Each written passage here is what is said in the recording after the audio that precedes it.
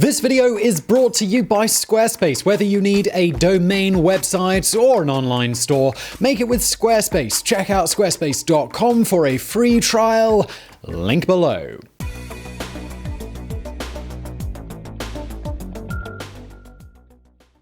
I consider bunco steering more honorable than the life led by the average politician.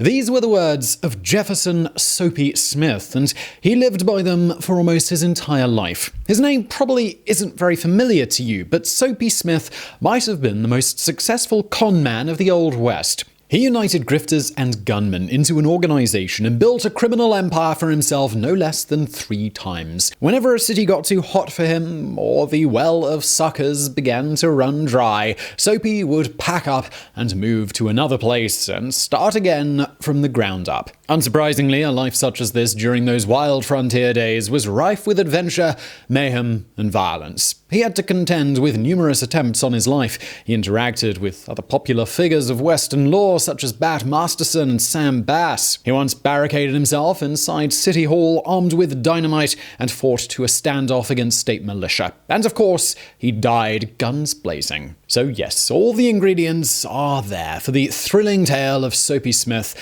the man who became known as the king of the frontier conmen.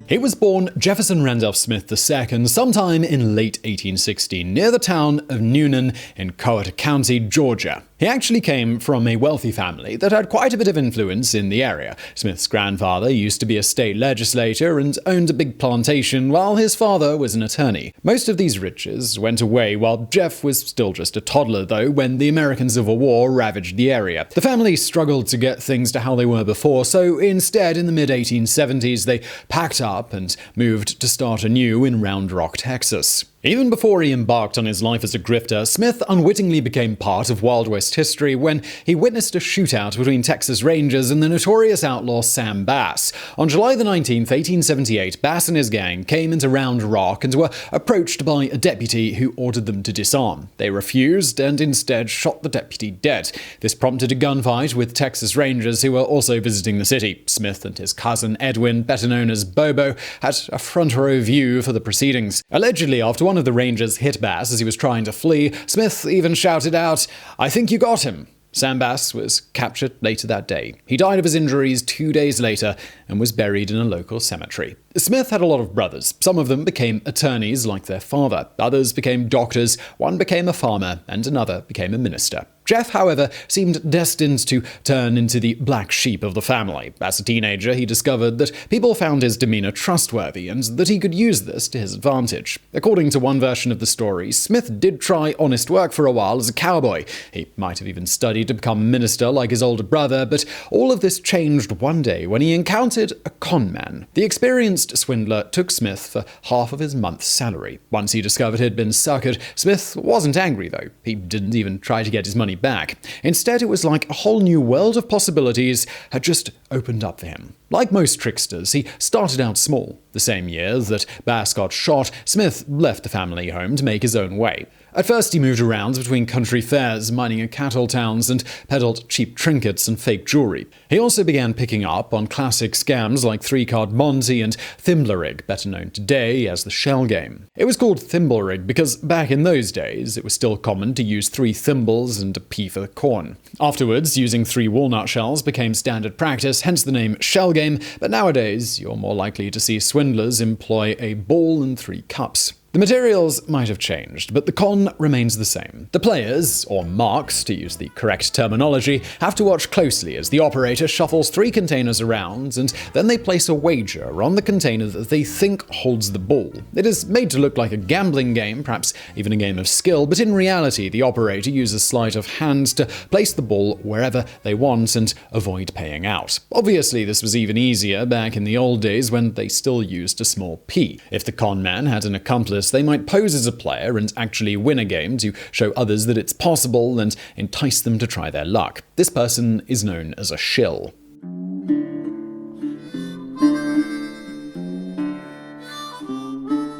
Soon enough, Smith found his trademark scam known as the prize soap racket. It would even garner him the nickname Soapy, which stuck around for the rest of his life, even though he went on to engage in far more ambitious swindles. Allegedly, the moniker came from a police officer who arrested Smith for his prize soap racket. Unable to remember the swindler's name, he just wrote down Soapy. There is no solid evidence to suggest this ever happens, but I suppose it's as good an origin story as any. So here's how the trick worked. Smith presented himself as a humble soap salesman who, in order to boost his sales, had hidden several bills of various denominations inside the wrappers of some of his products. Anyone who bought a soap from him had a chance to win their money 10, 20, sometimes even 50 times over if they were lucky enough to win the big prize, which was usually a $50 or $100 bill. Soapy first started using this scam in Leadville, Colorado. Initially, the bars of soap were cheap, somewhere around $1. However, as the supply dwindled and many bars of soap with prizes inside were yet to be claimed,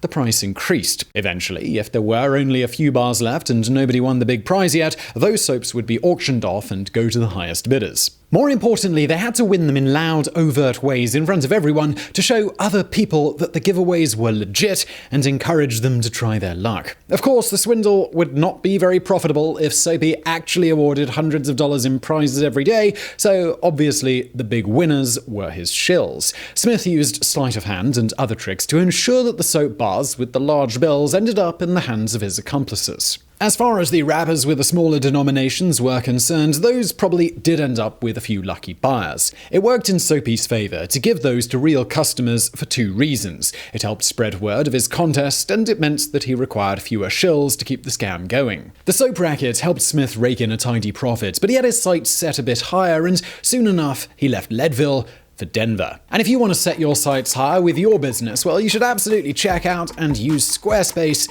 to make your website. Squarespace allows you to create a beautiful online identity, whether you want a website for a business, and yes, you can absolutely sell things online using Squarespace, or maybe just a website for you personally. It all starts on Squarespace with a beautiful template that come with cool names like Pursuit and Royce, but you can also start from scratch if you prefer, or just move over from an existing domain.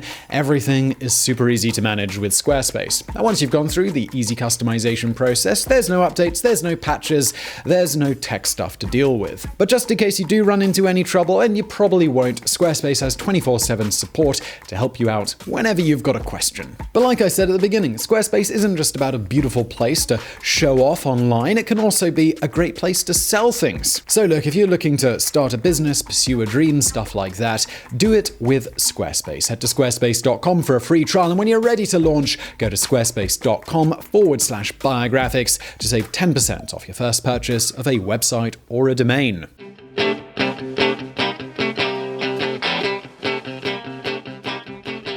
In 1879, Soapy headed for the big leagues of Denver, the first of 3 cities where he would build his thriving criminal enterprise from the ground up. Denver proved to be a haven for people like him. It not only had a relaxed attitude towards gambling, but it was a city in the midst of a population boom, meaning there were always fresh new targets coming off the train, just waiting to lose all their money. At first, Smith stuck to the soap racket and other small-time cons that he was familiar with, but with time he started branching out into a more executive role. He began uniting all the swindlers, conmen, card sharks, and other men of dubious reputation into a more cohesive organization, with him, of course, at the top. In just a few years, Soapy Smith had formed a criminal empire and became the king of Denver's underworld. We should take a minute here to mention that Smith did not really fit the stereotype that we have of the typical con man who is smooth, charming, non-violent, and prefers flight over fight whenever there is a need for a quick getaway. Soapy, he wasn't like that. He was a violent man whose demeanor and behavior were more akin to that of a gangster, especially once he started gaining some real power. He was a mean drunk, and he became quite known and feared for his bad temper. He had a lot of other savage men in his employ who weren't there to run cons on people, but to make sure that his gang had the upper hand if things escalated to violence. These situations occurred rather frequently, not only when angry Mark wanted revenge after realizing that they had been swindled, but also when other crooks tried to muscle in on Soapy's territory. Outwardly, Smith liked to portray himself as a man of the community, similar to mob bosses like Al Capone who would follow in his footsteps. He donated generously to charities and churches, got involved in community projects, closed his saloons on Sundays, and helped people in need. At the height of his power in Denver, Soapy had around 100 men in his employ. More importantly, he had the police and politicians in his pocket. Most patrolling cops were paid off and left Soapy's men alone to operate with impunity. The ones who weren't crooked knew that there was nothing they could do. Even if they arrested the con men, they would soon be released thanks to a combination of witnesses, attorneys, and politicians who were standing by and ready to assist. Inevitably, Soapy wanted to expand his criminal empire. Regardless of how many men he had under him, there was a limit to how much money he could make if all they did was small-time cons. Smith opened several saloons and gambling halls, the most famous of which was the Tivoli Club in 1888. According to popular legends, the bar had a sign above the entrance to the gambling parlor which fittingly said, "Caveat emptor," buyer beware.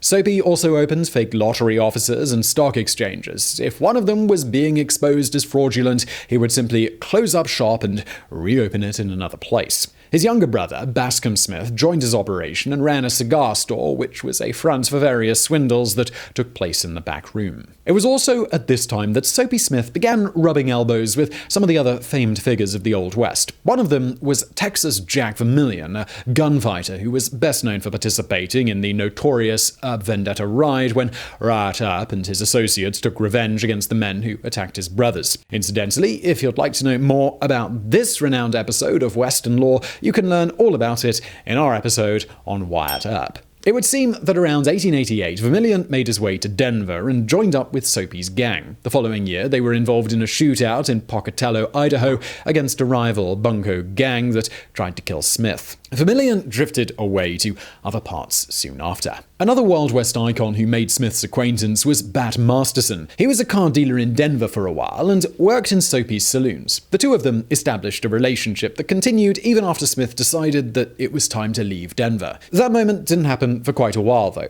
By nature, a con man lives the life of a drifter and does not spend a lot of time in the same city. Thanks to his powerful criminal empire and his connections, however, Smith spent over a decade in Denver. He even got married at one point to a woman named Mary Noonan and had kids. He was actually pretty successful in keeping his two worlds apart, as he told his wife to never ask him about his business, while most of his associates had no idea that he was even married. Smith didn't manage it completely, though. At one point, the Rocky Mountain News published an article talking about his family, which finally made his worlds collide. He was so angry about this that he attacked the newspaper editor with his cane so badly that he fractured the man's skull. Soapy was arrested and charged with attempted murder, and even though he got off, the media started focusing more and more on his criminal empire. He lurked in shadows as black as his soul, was a memorable line used to describe Smith. Newspapers often made mention of his close ties to Denver's Mayor Londoner and Police Chief Farley by derisively naming the trio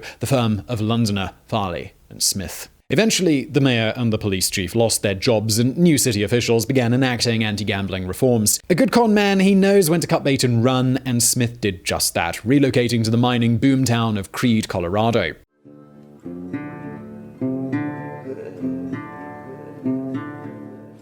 As soon as Soapy arrived in Creede in 1892, he enacted his plan to take over. The town was small, but growing by the minute. Therefore, Soapy's main concern was to obtain as many properties as possible on Creede's main street. Allegedly, he did this by bringing in Denver prostitutes who used their charms to persuade other men to sign over their leases. An interesting episode was the addition of William Sidney Light, better known as Cap, to Soapy's gang. Cap was a lawman who seemingly had an exemplary record in law enforcement. He was also Smith's brother-in-law, and after Soapy became the new boss in town, he convinced Cap to take over as the deputy marshal. We're not exactly sure what the arrangement was. Did Cap actually think he was going to clean up Creede? Did he realize that he was only there to serve as muscle for his brother-in-law? We just don't know. But either way, the gig didn't last long. Just a few months after taking the position of marshal, Cap confronted a drunk card dealer named William McCann, who was shooting his gun in the street. Predictably, a gunfight ensued, and Cap killed McCann.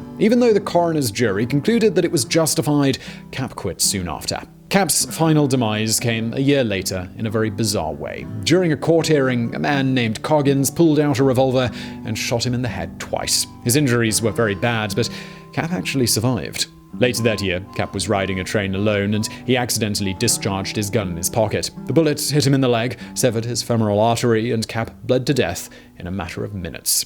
So, back to Smith. He wasted no time in gaining control of Creede. His main competition was a saloon called Ford's Exchange, operated by Robert Ford, the notorious outlaw who killed Jesse James. The timing worked out great for Soapy, though, as Ford himself was assassinated on June 8, 1892 by Edward Capehart O'Kelly, thus making it a lot easier for Smith to establish his own presence in town. Many have alleged that Soapy was ultimately behind Ford's death as he convinced O'Kelly to do the deed, but there's no evidence attesting to that idea. Not before long, all saloons in town paid tribute to Smith, all except one, the Denver Exchange. The reason this establishment escaped Soapy's grasp was because it was managed by Bat Masterson. We don't know if it was because of friendship, respect, or fear, but Smith never tried to mess with Masterson's saloon and even gambled there on occasion. During his time in Creede, Smith enacted all of his usual scams and frauds, but there was also a new one, which was strange enough that it merits mention. Soapy got his hands on a petrified man. He named it McGinty and put it on display in an exhibition. It only cost people 10 cents to see the oddity, but while they were waiting in line, there were shell and card games available to help them pass the time and spend some money. 2, 3, 4.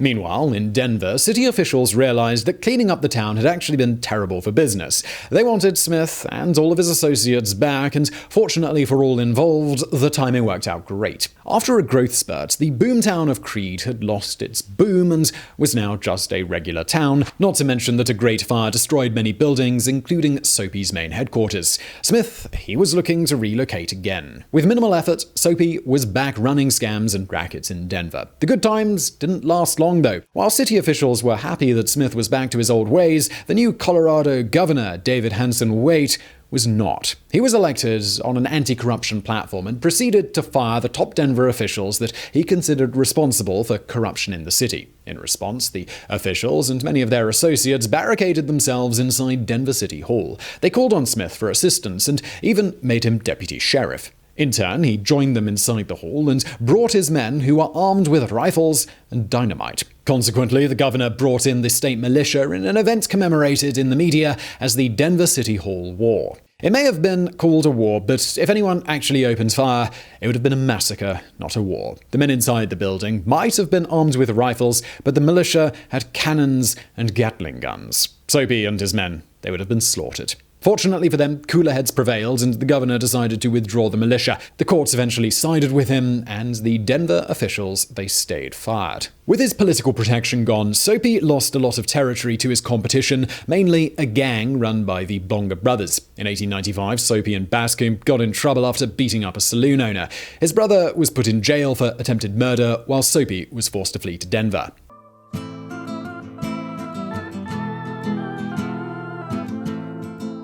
With no other choice, Smith relocated again. After drifting unsuccessfully from place to place for a few years, he settled on Skagway, Alaska, looking to take advantage of the Klondike Gold Rush. Smith operated in the same way as before, and he used the resources at his disposal to gather allies for his eventual takeover. He put the town marshal on his payroll, he hired henchmen who started running various cons such as fixed card games. He even added a fake telegraph office to his repertoire. Clients would pay the fees, but they never noticed that the wires went inside the wall but didn't come out on the other side. And of course, while they were waiting for a reply, there were more than a few friendly characters around who enticed them to play a few games to pass the time. Soapy opened a saloon called Jeff Smith's Parlor, which functioned as his base of operations. According to a description, it looked innocent enough. It had a main bar and a restaurant, and in the back there was a parlor as pretty and cozy as a lady's boudoir, where marks would lose all their money. Outside there was a small empty yard which had a secret exit so Soapy's men could make a quick getaway if they got made. The saloon still stands today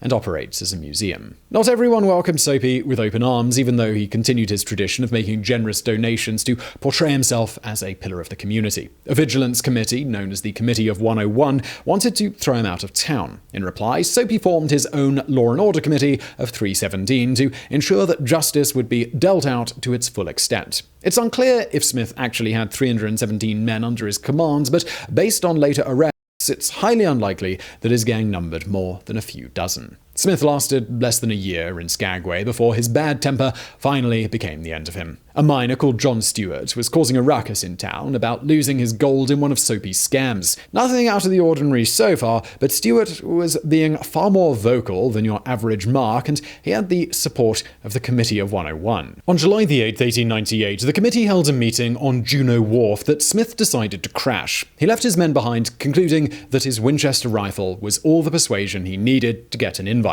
Turns out he was wrong. The committee placed 4 guards at the entry to the wharf. One of them, named Frank Reed, blocked Soapy's entrance. Smith tried to hit him with the butt of his rifle, but Reed caught it with one hand and pulled out his revolver with the other. He shot the grifter, who had time to shoot him back before collapsing. Some say another guard named Jesse Murphy fired the fatal shot. Either way, Soapy Smith died on the spot, while Reed succumbed to his wounds 12 days later. With Soapy dead, his gang wasn't so scary anymore. The townsfolk began rounding up all of the swindlers, and it was only the timely arrival of the U.S. Army infantry that saved some of them from being lynched. The prominent members of the gang were put in prison, while the rest were thrown out of town. So I really hope you found that video interesting. If you did, please do hit that thumbs up button below, and don't forget to subscribe. We got brand new videos just like this a few times a week. So subscribe, hit that notification bell. You'll find out about all of those. And as always, thank you for watching.